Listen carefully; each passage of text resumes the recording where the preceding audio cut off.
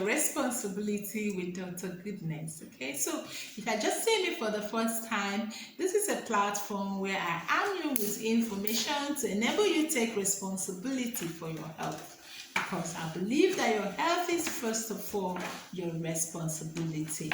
Okay, so if you're yet to subscribe, please do so, and also get your friends and family members to subscribe. Okay, don't also forget to hit the notification button so that you get our videos as soon as we release them. Okay, you can also like our page on Facebook. Okay, so today we are going to be talking about a very important topic. Yes, something that affects every one of us. Yes, we are talking about stress, how to manage stress. Yes, okay, a lot of people have been urging me to do this topic. Okay, so that's why I'm talking about it today. Okay, so what is stress, and then how can we manage stress? How can we prevent stress from escalating? Because stress, when not managed very well, can actually lead to disease conditions, both psychological, both social or physical impairment. Okay, so it's important we learn what stress are, and learn how to prevent stress and know how to manage stress. Okay, so stress are actually events or things that actually affect us, that actually puts us under tension, that actually brings frustration to us, and can make us angry and can make us nervous. Okay, so it can be anything. The source can actually be social, can actually be emotional, can actually be physical, can actually be environmental. Okay, so stress can actually come from everywhere. It can come from events. So every human being faces stress. Okay, but stress is actually the way our body responds, to these triggers, to these events and things that put us under tension. Okay, so it's a positive thing. The way our body responds to stress is actually a positive thing when it's transient. Okay, because our body actually helps us to cope, with difficult situations, help us to avoid dangers. Okay, because these events actually trigger stressors, that releases hormones, that releases some chemicals that helps us cope. But while doing this, okay, it keeps our body under alert. It makes our muscles tense, and then increases our heart rate. Okay, so now when does stress becomes a problem? Yes, that is an important question. Okay, so stress becomes a problem, okay, when those triggers are not relieved. Okay, when they are not transient, because we have acute stress and you have chronic stress. Okay, so acute stress is a transient stress that everybody faces. Okay, once in a while, okay, we face stress. Okay, so our body reacts, the fight or flight mood. Okay, so our body reacts. Okay, our muscles are under alert, our brains under alert, and this is transient. So our body relaxes after the stress is removed. Now it becomes a chronic stress. Okay, when there is no relaxation. Okay, when the tension actually lasts for weeks and for months. Okay, now it starts becoming a problem because our body is under tension for this long. Okay, there is not enough relaxation. The heart is not resting, the muscles are not resting. Okay, our hormones, the chemicals our body is releasing to cope with this stress are not being removed from the system. Okay, so at this stage, okay, this mechanisms, this response can actually now become harmful to us. Okay, it can affect us psychologically, it can affect us socially, it can affect us physically. Okay, it becomes a problem.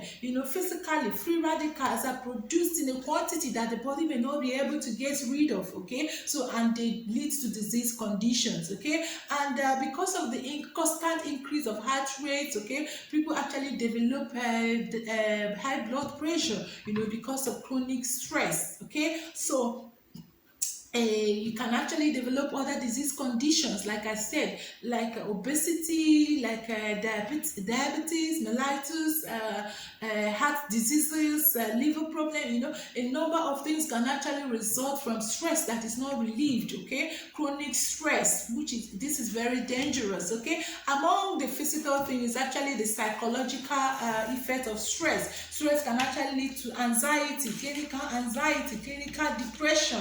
Okay, now this can actually manifest in other things like social vices. It can manifest in violence. It can manifest in increased crime. Okay, it can manifest in irritability. A lot of couples have been divorced, because of chronic stress. Okay, so it's something that when you learn to manage it, you will have a healthier life. Okay, so remember, your health is your responsibility. Okay, so now that we have identified the sources of stress and understood what stress are, okay, how do we cope with stress? Okay, that is the purpose of this video. Now, the first thing in coping with stress is actually to recognize the stress. Yeah, that's why I mentioned some of the symptoms. Okay, your nervousness, palpitation, restlessness, frustration, anger,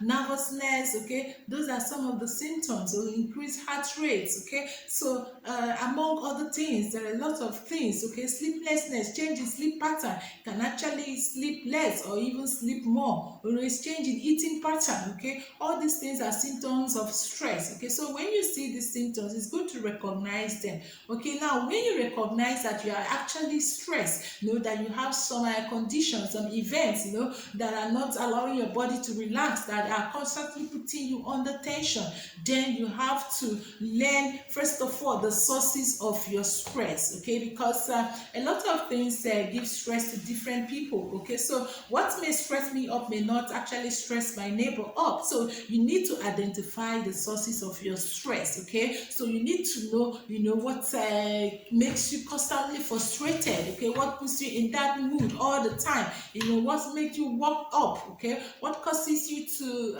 lose focus, to get angry, to get nervous, to get so anxious. Okay, so you need to identify the sources of stress. Okay, that is another step in actually managing stress. When you identify them, okay, then you can easily now look for ways in order to manage the sources of the stress effectively, or to actually avoid them. Okay, so it's important, avoid the ones you can avoid, the ones that are avoidable you can. Okay, if a particular relationship that is avoidable is giving you stress, it's a source of stress, okay, it is time to actually avoid such relationships. Okay, if a particular phone call is actually giving you stress, it's time to avoid them. Okay, if you can. Okay, now it's important that we tell ourselves truth, because we know that there are some sources of stress that we cannot actually avoid. Okay, so it is now important to learn how to manage these sources of stress. Okay, so if you're the one that is constantly under traffic, because somebody was asking me, is it actually possible not to be stressed in a city like Lagos? Okay,